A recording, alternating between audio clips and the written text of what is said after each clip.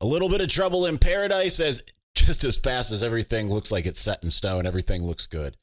Suddenly you find a new Michigan coach on the hot seat. We're going to talk about Greg Scruggs, his operating vehicle intoxicated, and subsequent suspension.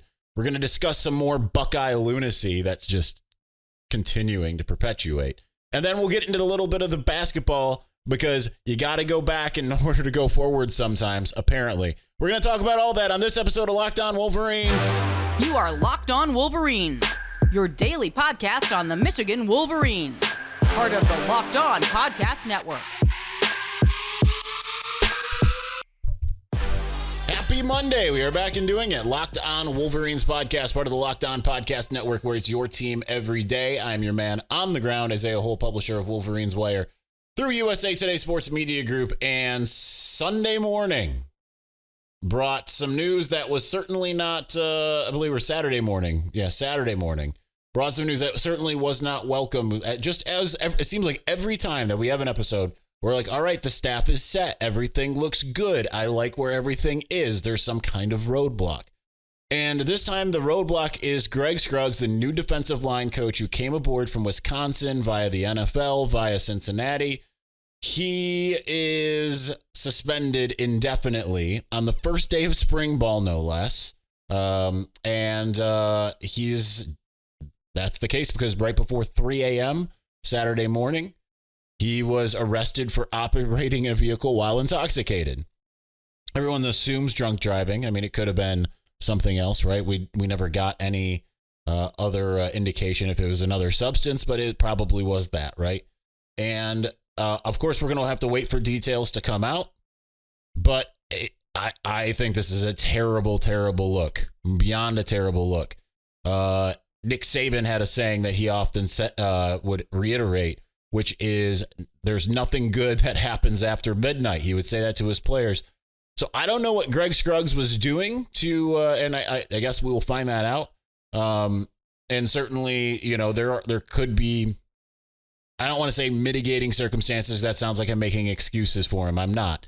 What I am going to say is let's wait to find out all of the details before we completely slam him. But this is his third offense in the course of his life. I know people say, well, background check, blah, blah, blah. Last one was 10 years ago, 10 plus years ago, I believe. So you had a full belief and reason to say, okay, he's got his life kind of cleaned up, right? He got one in Louisville, he got one in Seattle, and then now he gets one in Ann Arbor on just a couple days before spring ball starts. It is embarrassing to say the least. I do think that we should wait for things to fully come out. But that said, if it is found that he was full-on drunk driving, right? If there are no mitigating circumstances, if he is guilty as charged, in my opinion, I know there's a lot of people that sit there and say, well, you know, maybe he can go through some kind of rehabilitation or something like that. In my opinion, and I'm rarely this harsh, I really am, but I don't feel like you can be a leader of young men with that being on your record as recently as this past weekend. I am all for a belief in second chances, third chances, right? For those watching on video, I'm wearing my Jesus Saves hat, as I often do. Haven't in a while, but often do. And how often are we to forgive people? 70 times 70. I do believe in that. But that said, as far as his job is concerned, I think that there are consequences to his actions.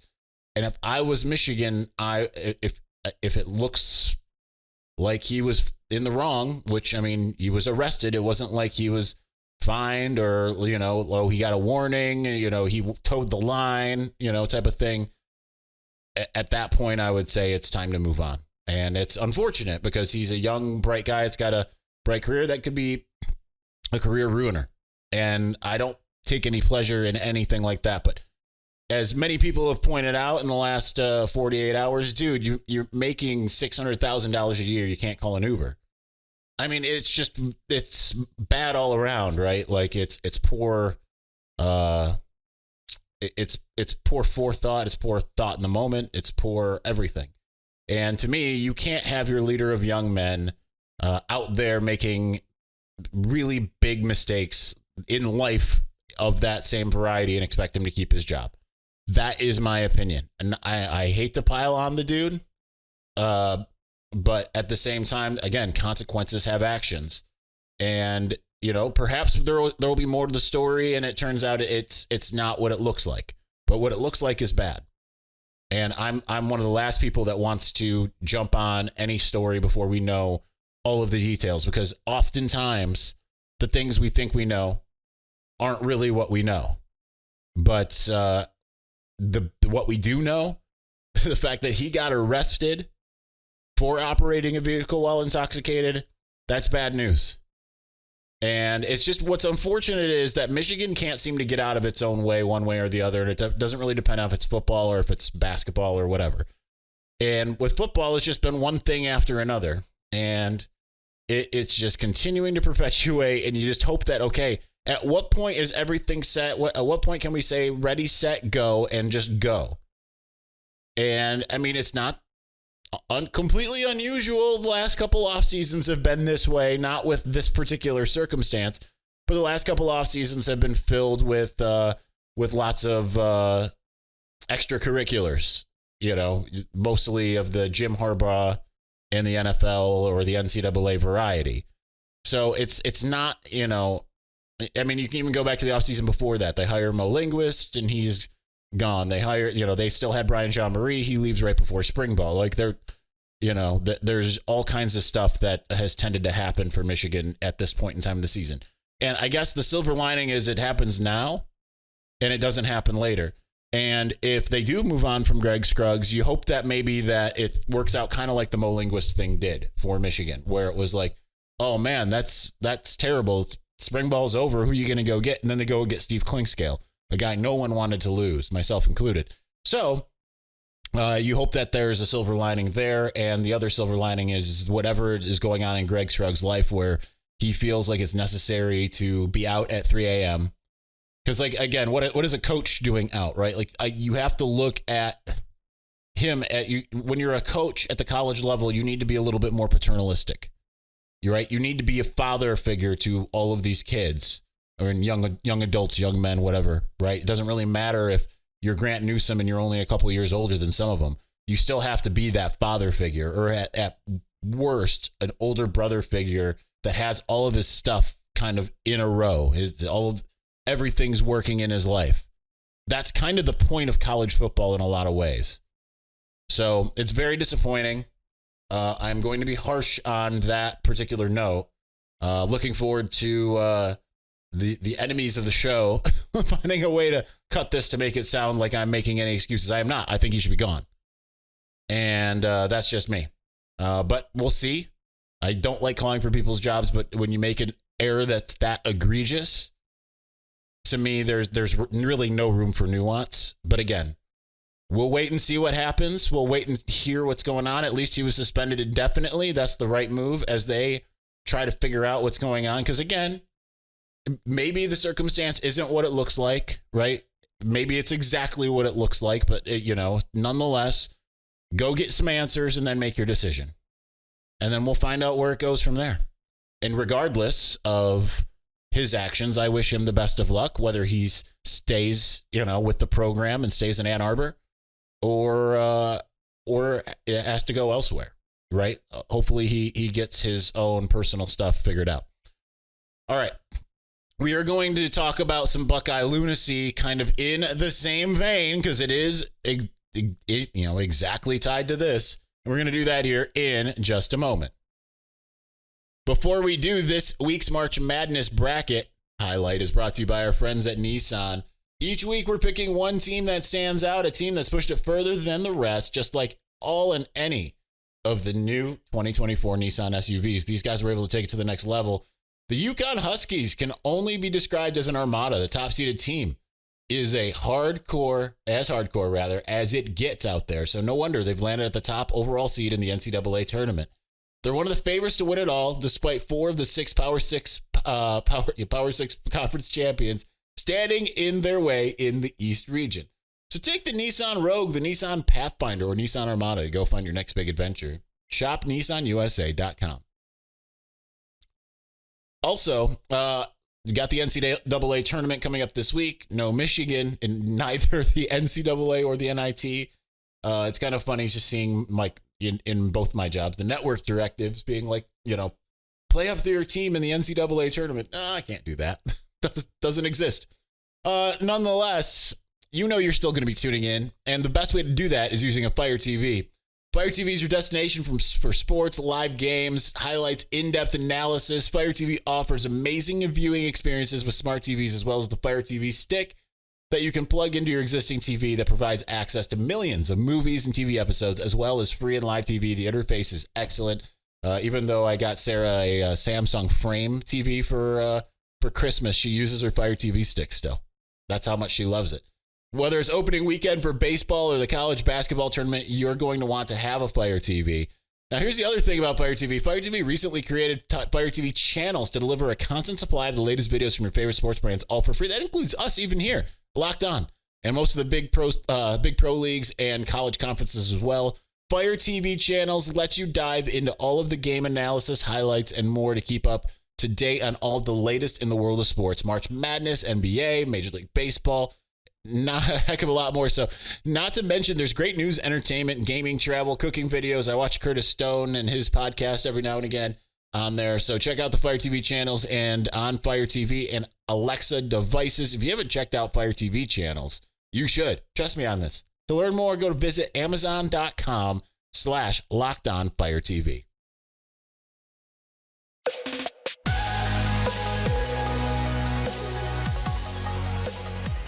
A little more mumbly as usual, and in part because I was having coughing. It delayed the podcast for like an hour because I was having coughing fits. Just the random spring coughing fits as it happens.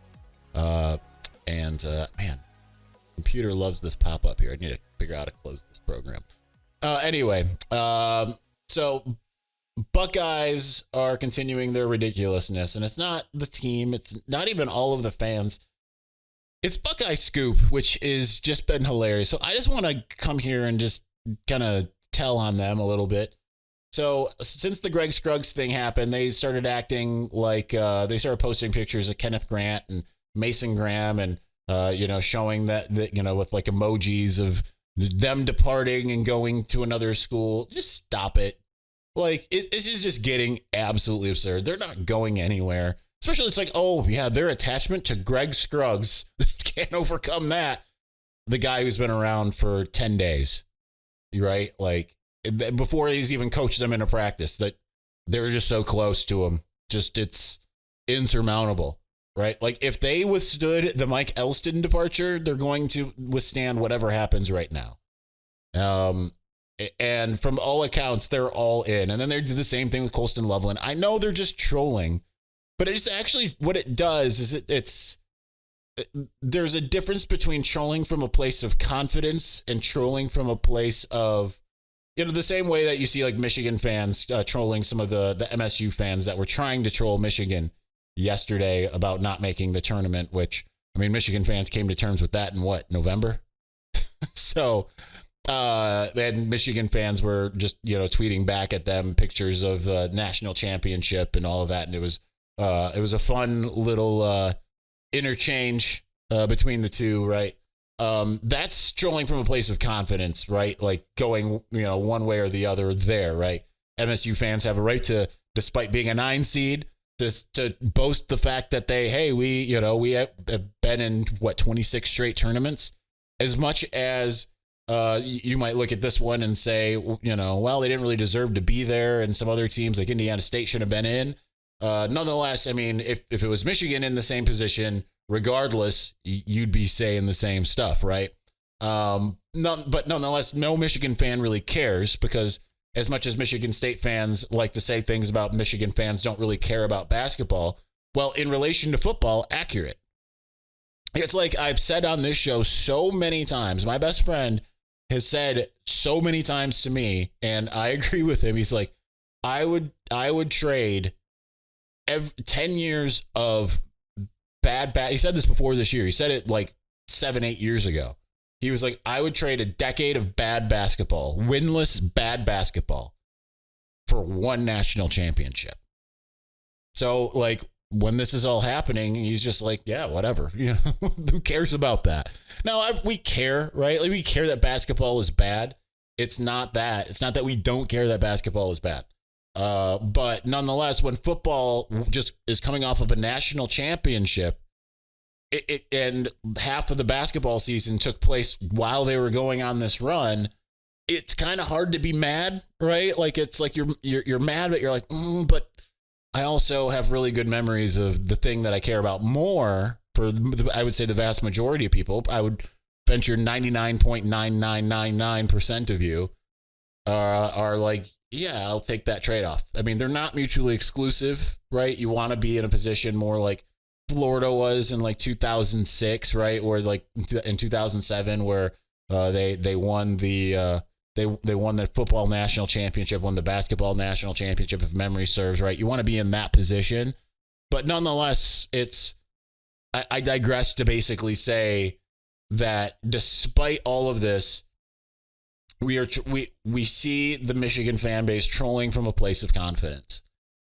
And when you see Ohio State, what I thought was a reputable site at one point, right? Like, a lot of former colleagues had went and joined up with Buckeye Scoop, and they post stuff like that. It's trolling from a place of desperation. Is that all you got, Buckeye fans? And it is desperation.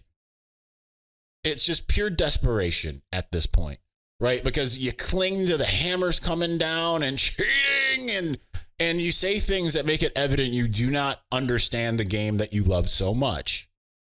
And you also just don't know the basic facts, which is fine, right? Like, you're not in a ways, you're a Michigan diehard, but you're not quite the same. You're not obviously in my shoes, where I have been talking directly to some of the players involved in, not meaning the players on the team. I'm just the players involved in some of the scandals. So with that said, like, you know, best to you guys. I mean, that's the only thing you got is desperation. It's certainly amusing from the Michigan fan base standpoint, and even from some of the Michigan media standpoint, when we are hyper covering a team like I am with Wolverines Wire and Lockdown Wolverines. It makes the hate that you like to spew in the comment sections, the things that you like to say on Twitter and all of that much more enjoyable when I see that level of sports related desperation. But speaking of desperate, let's talk about the Michigan basketball team. All of that, and because there's been some developments, and they're not fun developments, but we got to talk about them at least for a moment. So we're going to do that here in just a moment. But before we do, when you're hiring for your small business, you want to find quality professionals that are right for the role. That's why you've got to check out LinkedIn Jobs. LinkedIn Jobs is the tools to help find the right professionals for your team faster and for free. Now, LinkedIn is not just another job board. LinkedIn has a vast network of more than 1 billion professionals, which makes it the best place to hire. Gives you access to the professionals you can't find anywhere else. LinkedIn does all of that while making the process easy and intuitive. Hiring is easy when you have that many quality candidates. So easy, in fact, that 86% of small businesses get a qualified candidate within 24 hours. LinkedIn is constantly finding ways to make the process easier. On top of that, they even just launched a new feature that helps you write job descriptions, making the process even easier and quicker. So post your job for free at linkedin.com/LockedOnCollege. That's linkedin.com/LockedOnCollege to post your job for free. Terms and conditions apply.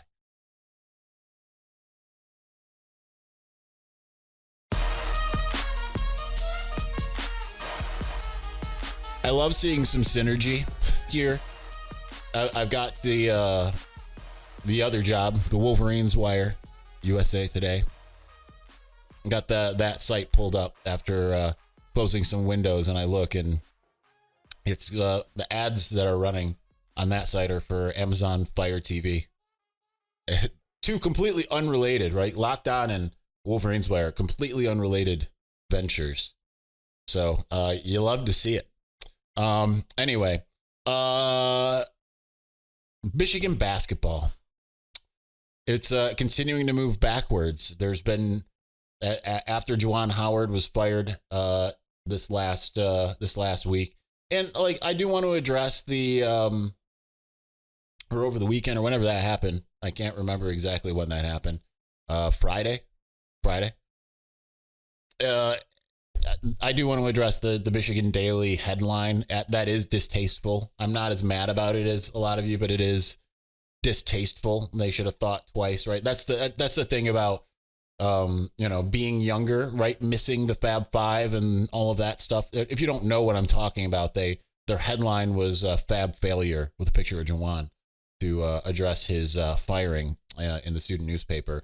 They weren't around for it, so they're just missing the pulse, right? They don't understand the importance of. I mean, everyone kind of recognizes you got to go, Juwan. This isn't working, but it's not like a hey, hard feelings here, right? It's like Alan Trammell with the Detroit Tigers, when he was the coach. Again, I'm probably, there's probably quite a few of you that are like Alan Trammell, coached the Tigers. I don't, because that happened 20 plus years ago. Some of our younger watchers and listeners maybe don't really remember that. But that was a debacle, right? He oversaw the worst Tigers team in history, if memory serves. But when you have a legend of that nature, you're like, hey, this isn't working. Sorry, man. We don't want to see you go, but you got to go. But we still love you, right? It was kind of the case there. It's kind of the case here with Juwan Howard. So distasteful there. But the aftermath, we've seen a decommitment, the only non-signee of the 2024 class, Khani Rooths, the number 31 player in the country, 4-star from IMG Academy forward. He decommits, but says he's still going to consider Michigan. This comes after the day of Juwan's firing. He said like, "Oh, I'm just going to play wait and see." But obviously, he's got someone in his ear saying like, "Don't wait, see, but don't wait." Right? Obviously, still a chance, right? Like if depending on what happens with Michigan, who they hire, there's some rumors out there of Dusty May and Nico Medved and whatever. But we'll see what happens as far as that goes, right? But then you lose George Washington III. That's I hate to put it this way, kind of a non-starter, right? Like, I mean, he was a non-starter, but I mean, it didn't really feel like watching him. Like usually when you get freshmen that go out there, you're like, okay, all right, that guy might not be really able to do much yet, but you can see where the pieces are going to connect, and that's going to be a really good scenario for us. Didn't really feel like that was the case with George Washington III, unfortunately. So, but the thing that sucks about losing him is he was your sole recruit from the 2023 class, because you had him and you had Papa Conte, and Papa Conte couldn't qualify. So he's going to transfer. But the one that hurts most, whatever, is Dug McDaniel, who announced his, or at least on 3, announced his intentions to transfer.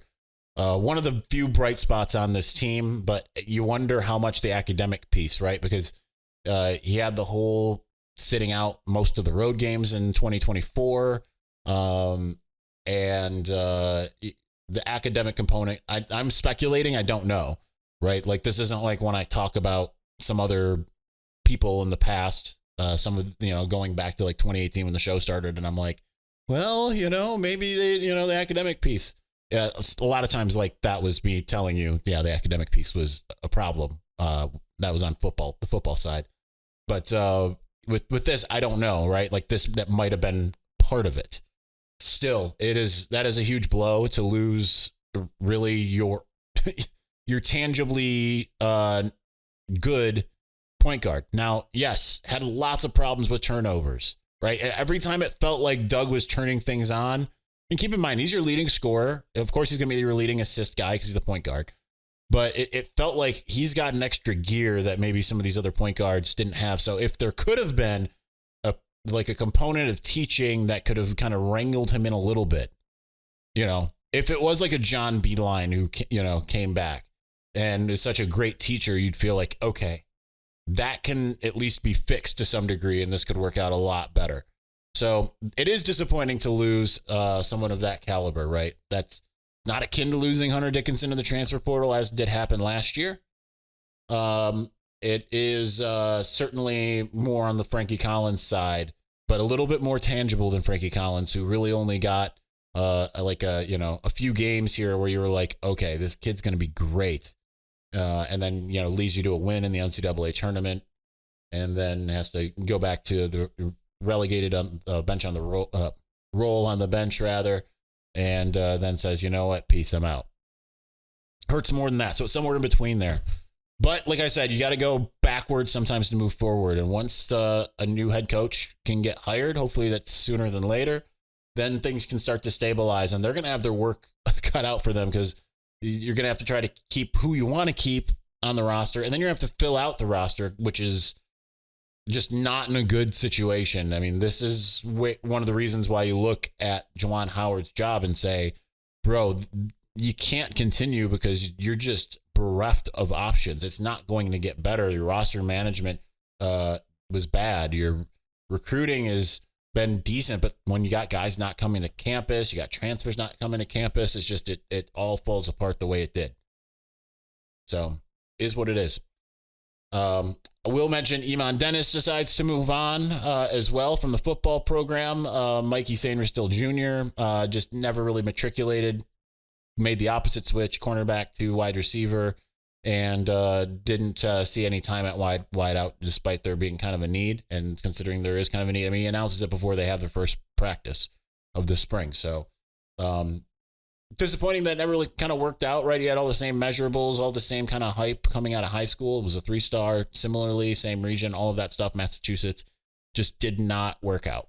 So, but wish him the best of luck in the future. The only thing he was able to tangibly contribute to our eyes, right? You don't know what he did in the scout team and all that kind of stuff, was a couple of relatively, I don't want to say big, but pretty nice special teams plays, including in the national championship game. So that really was all hands on deck when it came to that. Anyway, that's going to do it for us today. Thank you for watching. Thank you for listening. We will be back on Tuesday. So thanks. I don't know. I always end this like I feel like I've got more to say, and I don't. That's going to do it. Talk to you soon. Peace.